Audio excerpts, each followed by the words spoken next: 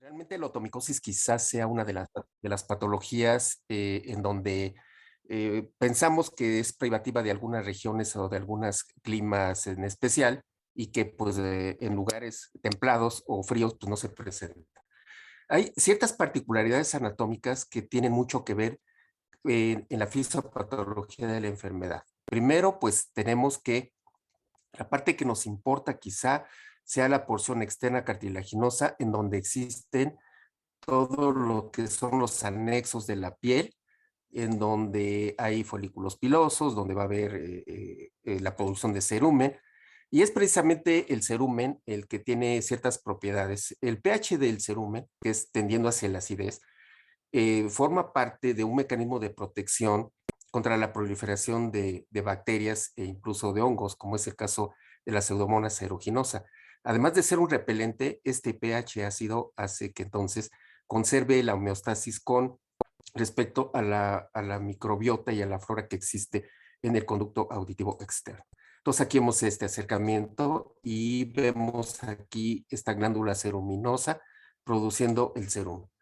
Ahora, ¿qué avances ha habido en relación a la parte de la identificación de hongos a través de los últimos años? Si nosotros hacemos un análisis, podemos ver que existen ya muchas técnicas para el aislamiento de los hongos y a pesar de que la piel del conducto comparte características con el resto de la piel del cuerpo, existen diferencias micológicas importantes.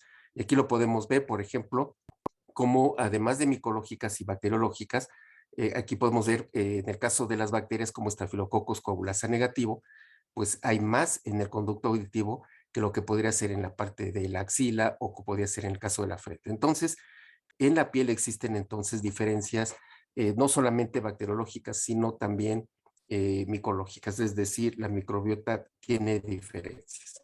Por lo tanto, las patologías que existan en la piel de una determinada región quizá no pudieran ser extrapolables desde el punto de vista microbiológico con respecto al conducto auditivo externo. Entonces, el conducto auditivo externo es susceptible de padecer alergias, eczema, otitis externa, cuerpo extraño, neoplasias malignas, pero también la otomicosis, que es una patología que muchas veces es poco pensada o muchas veces ignorada, pero ha sido documentada prácticamente a finales o a mediados de la época de 1800 y hay variación en cuanto a la prevalencia de la enfermedad. Se piensa que en algunas regiones puede ser hasta de 40% de las otitis externas y en otras ocasiones puede ser de un 10 o un 20%, dejando a un lado los pacientes que tienen predisposición, como pueden ser diabéticos, con inmunocompromiso, VIH, etcétera, pero en población de inmunocompetente, pues se podría decir que es hasta de un 10 o 20% en general. El padecimiento puede ser agudo, subagudo o crónico y afecta el oído externo, es decir, el conducto auditivo externo o bien la membrana timpánica en la superficie externa y puede ser dado fundamentalmente por levaduras o por hongos filamentosos. Aquí podemos ver la prevalencia, cómo es muy variable, y vemos claramente cómo en regiones como la India pueden ser, tener cifras de 20 hasta el 78% según algunos artículos, y podemos tener casos, por ejemplo, en Costa de Marfil de 42%, en Polonia de 30%, y así sucesivamente. Y aquí vemos, por ejemplo, el caso de México, que a mí se me hizo, no sé, este autor de dónde obtuvo la información, el doctor Arenas, pero señala que es el 30% de las otitis externas, es decir, con tasas muy similares a lo que puede ser en algunas partes de África o en Irán o en la India, por ejemplo, en donde sí tiene una prevalencia mucho más alta. Y este autor señala que prácticamente es uno de cada 100 consultas es por otitis externa. Entonces vemos la amplia variación. Es una enfermedad que es fundamentalmente del adulto, pero se han reportado casos en población pediátrica, como vamos a ver más adelante, y casi siempre, en algunas regiones es más en mujeres, otras en hombres, es tercera, quinta década de la vida. Esto resume prácticamente los factores predisponentes, los podemos prácticamente dividir en dos, los factores del ambiente y los factores del huésped. Estos dos deben de enlazarse o deben de estar en estrecha relación para que esto se pueda producir. Entonces tenemos un huésped que puede tener factores anatómicos, como es el caso de las cirugías de oído, mastoides abiertas, cirugías de muro bajo, por ejemplo, y húmedas, en donde fácilmente pueden proliferar los hongos, y la presencia también, ya sea de cerumen excesivo o la ausencia de cerumen, también son factores predisponentes porque en el caso de un cerumen excesivo, entonces puede haber germinación de esporas. Vamos a dejar en esta ocasión a un lado los pacientes con inmunocompromiso, pero algo que también es frecuente, y eso no importa, el factor ambiental son los audífonos, es decir, la presencia de auxiliares auditivos, y algo que particularmente en el caso de los niños es muy común, el uso excesivo de antibióticos tópicos, sobre todo, por ejemplo, cuando existe otorrea secundaria, la colocación de tubos de ventilación. Los factores ambientales en que favorecen el problema, pues primero el ambiente, un ambiente húmedo caliente, característico de las regiones tropicales o subtropicales, y también existen todas aquellas condiciones que favorecen la disminución del pH del cerumen, que como ya dijimos, el pH ácido tiende a ser un factor protector para el crecimiento de bacterias y de hongos. Entonces también el traumatismo del conducto auditivo por la compulsión de estarse quitando el cerumen es otro de los factores ambientales, al igual que la natación, por ejemplo, o el uso excesivo dijéramos el contacto excesivo con el agua. Hay muchas estadísticas, muchas series en donde, dependiendo de la población que se estudie, van a ser la preponderancia de los factores predisponentes. Entonces, podríamos decir que en las regiones que no son tropicales o subtropicales, sin lugar a dudas, la manipulación del conducto auditivo externo es lo que predomina. Y en segundo lugar, pues sería la natación, y sin dejar a un lado el uso excesivo de antibióticos tópicos, sobre todo con fluoroquinolonas, que favorecen los cambios en el pH y que esto facilita entonces la infección por los hongos. Tenemos también entonces ya situaciones que ya habíamos mencionado como la otitis supurativa crónica, el colesteatoma y ciertas alteraciones anatómicas como puede ser la estenosis del conducto auditivo externo. ¿Qué hay en relación a los niños? Bueno, hay muy poca información sobre la otomicosis en los pacientes pediátricos. Es un trabajo de Irlanda relativamente reciente, es del año pasado, en donde ellos han visto con preocupación que ha aumentado la incidencia de otitis fúngica en población pediátrica. Sabemos que en Irlanda no es una región húmedo tropical o dijéramos que es un clima húmedo caliente como podría ser el caso de Irán o el caso de algunas regiones de África, etcétera. Entonces, estos pacientes que reclutaron estos autores tuvieron cultivo fúngico positivo y variaron prácticamente entre 3 y 11 años de edad. Y aquí lo más interesante es que Cándida, a diferencia de la mayoría de las series en donde es Aspergillus, fue el más frecuente. Y aquí en estos pacientes que ellos vieron, el factor predisponente más común fue el uso de fluoroquinolonas tópicas por pacientes por situaciones de otitis media crónica supurativa que fueron manejados con fluoroquinolonas por más de 10 días o bien por la colocación de tubos de ventilación que se complicaron con otorrea. En el colesteatoma también se han hecho estudios interesantes. Cuando uno hace un análisis de esto, se han visto muy pocos trabajos. Yo únicamente pude encontrar 3 trabajos en adultos de la participación de hongos en el colesteatoma del adulto. No encontré ninguno en población pediátrica. Estos son imágenes de colesteatoma de pacientes pediátricos del hospital. Y una línea de investigación, aparte de otras que tenemos con colesteatoma pediátrico, es la investigación de hongos. Y estos hongos fueron obtenidos de pacientes que fueron sometidos a mastoidectomía por otitis media crónica colesteatomatosa. Aquí vemos un Aspergillus que fue aislado del colesteatoma y en el caso de la derecha, Cándida, ¿cómo se llama? En el mismo paciente. ¿Cuál es el papel que juega el hongo en el colesteatoma? Bueno, eso hay varias hipótesis, pero muy probablemente influya en el proceso o la fisiopatología con inflamación en el colesteatoma o bien esté haciendo un efecto sinérgico con las bacterias. Entonces es algo apenas muy interesante. Se sabe que aproximadamente un 20% de los colestatomas están infectados con hongos y sobre todo cándida o aspergillus. Entonces vemos claramente que existen 2 tipos de hongos a los cuales nos vamos a referir casi siempre que hablemos de esta patología. Los hongos filamentosos pluricelulares, representados fundamentalmente por Aspergillus, y las levaduras, que son unicelulares, representadas fundamentalmente por Cándida. Y entonces la enfermedad se puede manifestar como una infección primaria o bien secundaria ya sea a una otitis externa aguda difusa, que generalmente es bacteriana, o posterior al manejo. De tal forma que la secuencia de eventos generan, en el caso de las regiones húmedo calientes o tropicales o subtropicales, es el ambiente favorecedor, como está representado por humedad y calor, en donde va a producir una respuesta inflamatoria con edema intercelular que va a permitir un bloqueo de las secreciones hacia las glándulas sebáceas y ceruminosas hacia el ducto folicular, y esto va a obstruir el drenaje hacia el conducto vectivo externo. Esto va a traducirse por prurito y plenitud oral, que va a hacer que el paciente se rasque, y al rascarse, entonces va a producir lesión en el epitelio de la piel del conducto, y entonces las bacterias que colonizan este conducto van a entonces a tener un proceso inflamatorio infeccioso que se va a manifestar como una otitis externa aguda difusa, o la otitis, por ejemplo, en el caso de los nadadores, por ejemplo. Esto va a facilitar la proliferación patológica de hongos en forma primaria o bien secundaria al tratamiento que nosotros utilizamos para la otitis externa difusa. Esto debido al uso de antibióticos tópicos que cambian el pH. Generalmente recordemos que las quinolonas como la ciprofloxacina tienen un pH neutro, y esto hace que la acidez tienda del conducto que es protector, tienda hacia la alcalinidad y favorezca la proliferación de hongos. De tal forma que también se ha propuesto que cuando existe calor, humedad, entonces hay maceración de la piel con el crecimiento de hongos, y entonces esto hace que exista una etapa silenciosa que dura 10 o semanas, en donde el hongo se implanta en el estrato córneo del epidermis, y así puede permanecer mucho tiempo.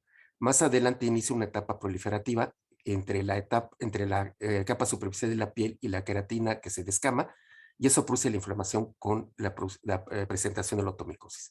Este es un corte histológico de la piel sana del conducto vectivo externo, donde vemos el folículo piloso, la glándula sebácea y la glándula ceruminosa. Entonces vemos claramente cómo las glándulas sebáceas están en proximidad con el folículo piloso, y las ceruminosas están alejadas. Aquí lo interesante de estos cortes es que vamos a ver cómo las glándulas ceruminosas, que no son otra cosa que glándulas sudoríparas modificadas, están en íntima proximidad con el pericondrio del conducto. Entonces aquí vemos cómo están muy separadas, por ejemplo, de las glándulas sebáceas, y esta característica anatómica entonces es importante para este evento para los eventos fisiopatológicos. Cuando se produce una otitis externa, aquí vemos un corte histológico, vemos claramente la integridad en la parte superior del epitelio escamoso, y vemos la disrupción del epitelio cuando existe una otitis externa, y claramente todo el infiltrado inflamatorio que está por debajo de la piel, y esto pues se traduce pues con una inflamación local característica de la otitis externa aguda difusa. De tal forma que, ya sea en forma primaria o secundaria el tratamiento, se va a presentar la infección por hongos. Y tenemos entonces, ya habíamos dicho, principalmente los géneros representativos Aspergillus y Cándida, y a través de los estudios de ADN o de biología molecular se ha podido ver diferencias en relación a los cultivos tradicionales. Tradicionalmente se decía, por ejemplo, que Aspergillus niger era el más frecuentemente aislado. Sin embargo, si se utilizan técnicas de biología molecular, se ha visto que lo más frecuente es Aspergillus thuringiensis, Aspergillus flavus, y Aspergillus niger correspondería en el tercera posición, y más adelante otro tipo de Aspergillus como el Aspergillus aguamori, que está en algunas zonas, tiene una mayor prevalencia. Y en el caso de Cándida, no es Candida albicans, sino que cuando se utilizan estas técnicas de biología molecular, Candida parasilosis o Candida ortosilosis son más frecuentes que la Candida albicans.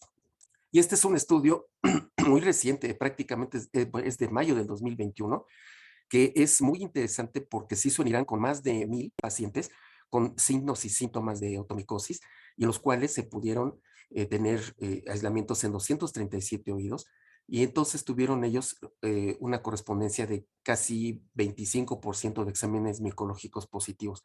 Pero aquí, a diferencia de otros reportes, Aspergillus flavus fue el más frecuente, y después Aspergillus tubigensis y Aspergillus niger ni siquiera llegó al 10%.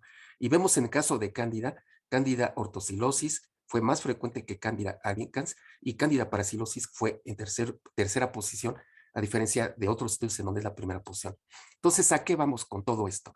Vamos a que cada país o cada región, al igual que sucede con la bacteriología de las enfermedades infecciosas, debe de tener su micología, es decir, sus estudios en donde uno pueda saber cuáles son los agentes más frecuentes e incluso conocer la susceptibilidad a los antimicóticos.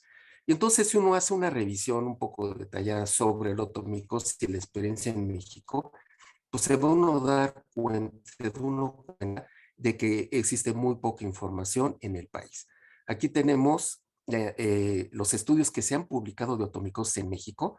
Uno de los primeros fue del 2000, que estuvo publicado en los Anales de Otorrinolaringología Mexicana. Fue un estudio prospectivo, descriptivo, abierto, observacional y transversal con 152 pacientes, cuyo objetivo era ver cuáles son los agentes más comunes, Aspergillus y Cándida, nada nuevo de lo que ya se sabía.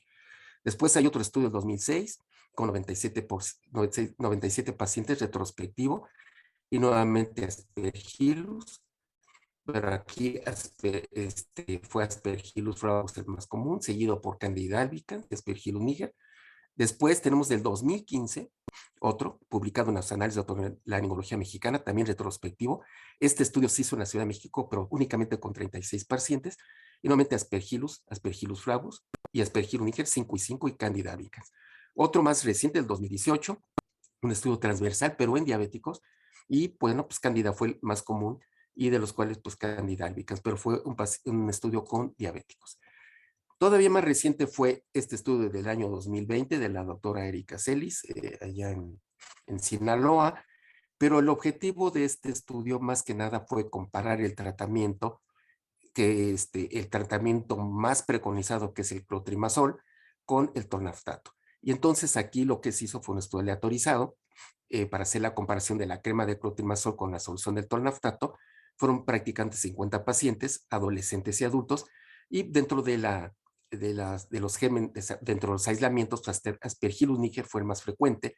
Como podemos ver, comparte lo que ya se publica en la literatura, y sí hubo una diferencia muy importante entre el clotrimazol y el tornaftato, que como vamos a ver más adelante, comparte estos resultados con otras series más grandes. La coinfección no es rara, es decir, puede haber una coinfección con 2 hongos o más, pero también puede existir una coinfección entre hongos y bacterias. Las bacterias más comunes pues, son de las otitis crónicas o de la otitis externa aguda difusa, como es Staphylococcus pseudomonas aeruginosa, y cuando se asocia la bacteria con el hongo, entonces hace que la automicosis sea recalcitrante, sea más difícil de manejar y que tenga tasas de recurrencia. Recordemos que las recurrencias en automicosis están reportadas entre un 20 y un 30%. Y cuando hay esta asociación de más hongos o bien una coinfección que se presenta en el 10% de los casos con bacterias, entonces se tiene que combinar el tratamiento antibiótico con antifúngico y va a ser más difícil de manejar. Estos son los datos clínicos fundamentales. En las etapas iniciales el prurito, y más adelante, a medida que aumenta la inflamación, pues va a haber otalgia otorrea o bien plenitud o incluso hipoacusia. ¿Cuáles son los datos cardinales? Fundamentalmente el prurito, esto es característico de todas las series publicadas. Después viene la otalgia y la otorrea y sensación de plenitud aural. Estas son imágenes otoscópicas en donde después del uso excesivo, por ejemplo, ¿cómo se llama?, antibióticos tópicos o bien de cavidades de mastoidectomía, se pueden encontrar estos datos o estos signos, por ejemplo, de Aspergillus, en donde se ven los micelios con las esporas, como es Aspergillus niger, o bien puede ser también con Aspergillus flavus. Es cándida, la imagen es diferente. Se dice que puede ser una imagen como de papel o una imagen algodonosa. Sin embargo, cándida es una entidad en donde cuando infecta al conducto de tipo externo se debe tener alto índice de sospecha, porque no siempre se tienen estos datos tan característicos de la imagen de papel masticado, de papel humedecido. Hay ocasiones en donde se ve únicamente el conducto auditivo externo simplemente lustroso, pero no tienen estas imágenes características. Entonces se debe de tener alto índice de sospecha si queremos pensar en una otomicosis por cándida. Las opciones terapéuticas las podemos resumir en los polienos, los tirazoles, análogos nucleócidos, equinocandinas y antisépticos. Dentro de los antisépticos, pues bueno, tenemos el ácido acético, la violeta genciana, la iodopovidona, etc. Aquí podemos resumir todos los antifúngicos empleados en otomicosis y al grupo farmacológico al que pertenecen los azoles, que ustedes pueden ver en azul, itraconazol, ketoconazol, miconazol, etcétera, los poliénicos, que son la anfotericina B y la nistatina, los teocarbamatos, que son el tornaftato, la lilamina sintética, que es la terbinafina, las equinocantinas, que es la caspofungina, y los análogos de piramidina, como es la 5-fluocitosina, que muy poco se utiliza. ¿Cuál es la mejor opción para tratar la otomicosis cuando se tiene este gran menú de fármacos para esto? Bueno, lo primero que se tiene que considerar es la ototoxicidad. Como estamos trabajando con un oído, entonces uno debe de pensar que no sea ototóxico. Es decir, si yo no voy a mejorar al paciente, por lo menos no quiero lastimarlo en cuanto a la audición. Entonces, este es el primer punto. El antifúngico que se utilice tiene que ser libre de ototoxicidad. Y dentro de eso, los azoles o los imidazoles son los que han demostrado tener un mejor perfil de seguridad. En cuanto a los fármacos o las medidas tópicas, como son los aminoglucósidos, el ácido acético y la violeta genciana, eso sí se ha visto que son ototóxicos, como sucede también con la terbinafina. Entonces, los imidazoles son los que han demostrado tener por periodos cortos un amplio perfil de seguridad, que ese es el primer punto que debemos de buscar, pero también tienen un amplio perfil de eficacia. Y entonces este perfil de eficacia y de seguridad los ha hecho que se conviertan prácticamente en los medicamentos de elección para la otomicosis. Recientemente, también en mayo del 2021, Cochrane publica el tratamiento tópico con azoles para la otomicosis. Ellos ya no tomaron en cuenta, por ejemplo, otro tipo de fármacos que vemos nosotros mencionados, es decir, polienos, etcétera, sino se enfocaron exclusivamente en los imidazoles por considerarlos los fármacos de elección. Entonces tomaron en cuenta ensayos controlados y aleatorizados en niños y adultos, y ellos quisieron ver si habían estudios comparativos con placebo, con ningún tratamiento, con otros azoles tópicos o bien con un azol, con otro azol, pero en diferentes presentaciones. Y consideraron entonces cerca de, bueno, en números globales, 550 participantes, tanto de España, México, la India. Y ven ustedes, 3 estudios incluyeron niños y adultos y uno incluía solamente adultos. Y los resultados de resolución micológica solo se informó en un estudio.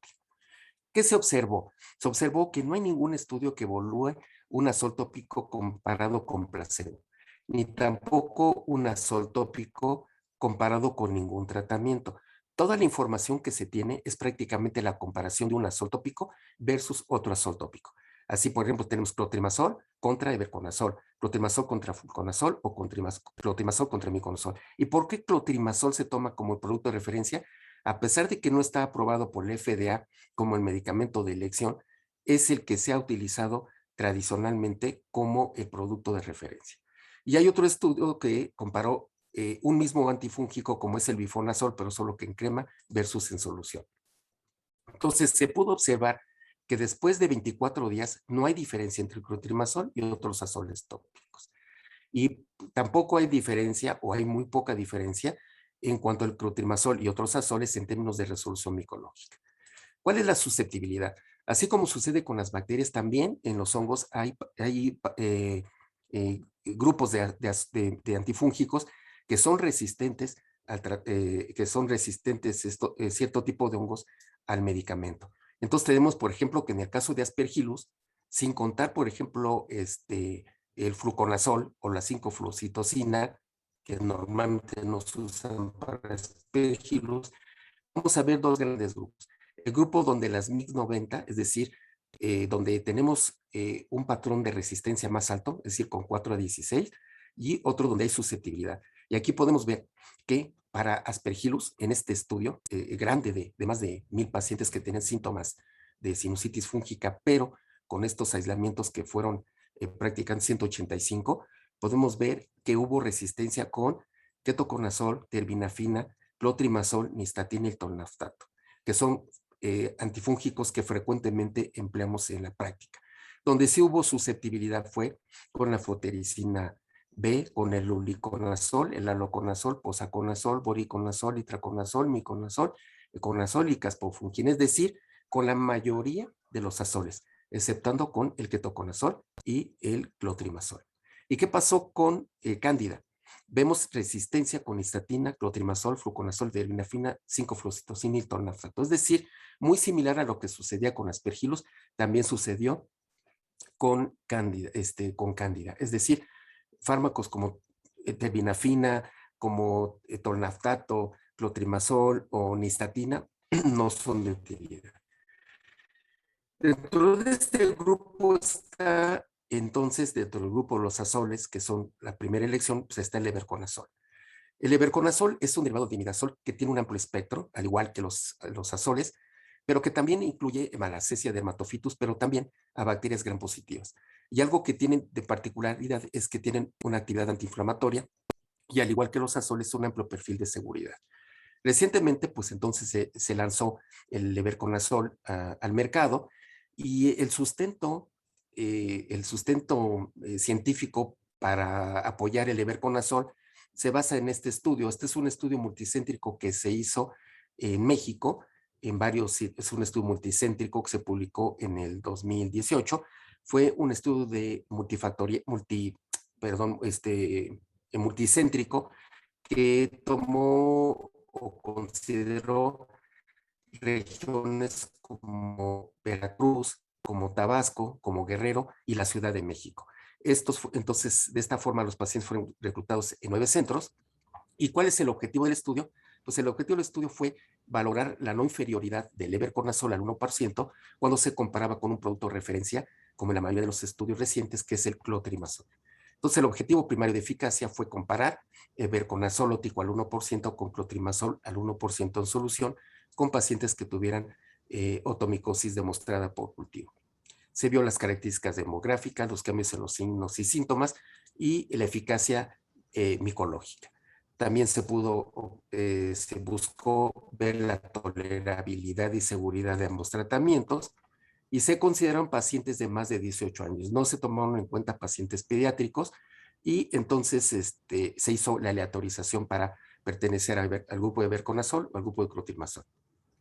Obviamente se siguió un protocolo con todas las normas de buenas prácticas clínicas con un consentimiento informado. Y aquí algo interesante es que se descartaron pacientes que tuvieron membrana timpánica perforada o alteraciones estructurales, infecciones recientes, inmunodeficiencias o neoplasias. Es algo que siempre se pregunta, ¿qué pasa con las membranas timpánicas perforadas? Bueno, pues aquí no se tomaron en cuenta esos pacientes, fueron excluidos. Muy bien. A los sujetos que se les dio, bueno, se les dio ya sea verconazol o clotrimazol al 1% 2 veces al día por 14 días. Esa fue la duración del tratamiento y la evaluación se siguió hasta el día 24.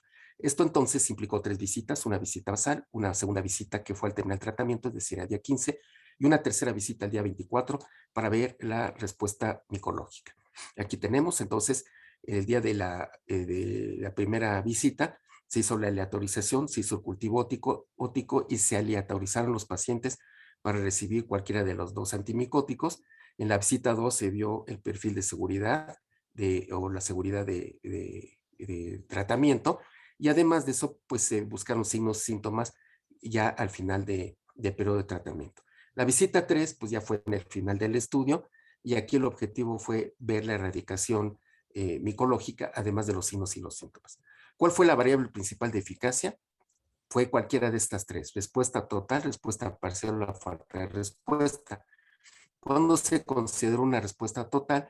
Cuando el cultivo fúngico era negativo, había una presunta erradicación y los síntomas y signos eran de cero. ¿Qué quiere decir presunta erradicación? Cuando el material que existía en el conducto aditivo externo era tan poquito, tan escaso, que no permitía llevar a cabo el estudio micológico. Y la puntuación de cero significaba que no había prurito, talgia, otorrea o plenitud oral. La respuesta parcial indicaba cultivo fúngico negativo o presunta erradicación y una puntuación de 1-2, Y la falta de respuesta era cuando había cultivo positivo o no había presunta erradicación y la puntuación era de 3, es decir, era severa en los datos clínicos. Las variables de eficacia secundaria fueron 3, es decir, la proporción de sujetos que tenían una curación clínica, es decir, una puntuación de 0, o sea, ausencia total de síntomas. Otro objetivo secundario fue cambio en los signos y los síntomas en todas las visitas, es decir, a la visita 2 al final del tratamiento y al final del estudio, el día 24, es decir, la visita 3, y la proporción de sujetos que tenían cultivo negativo al final del estudio. Por supuesto, se hizo un análisis de seguridad, sobre todo en aquellos pacientes que tenían por lo menos una dosis. Este es el flujograma de los pacientes, fueron 190 aleatorizados y los dos grupos quedaron bastante homogéneos. 88 completaron el estudio para everconazol y 79 para el grupo de clotrimazol. Aquí vemos los resultados, la demografía fue muy similar, tanto para datos como enfermedad unilateral, puntuación global y cultivo micológico. Vemos claramente casi 80% en los dos grupos de positividad, 20% de negatividad en los cultivos. Y estos son las respuestas al tratamiento. La respuesta total podemos observar que no hubo diferencia entre el everconazol y el clotrimazol, y la respuesta parcial, pues prácticamente tampoco hubo diferencia significativa. El fracaso al tratamiento con ambos antifúngicos fue muy similar, aunque fue un poco mayor con el everconazol. ¿Cómo se consideró la respuesta total?